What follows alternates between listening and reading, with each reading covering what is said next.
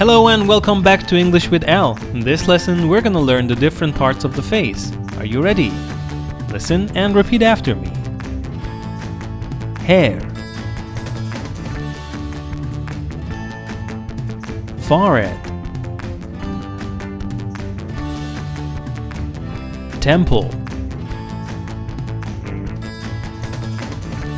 eyebrow, eyelid, eye,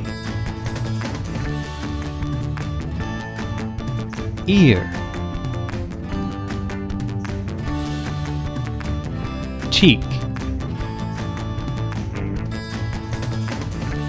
nose, mouth, lip, tooth, chin. What other parts of the face do you know in English? Write them in the comments below.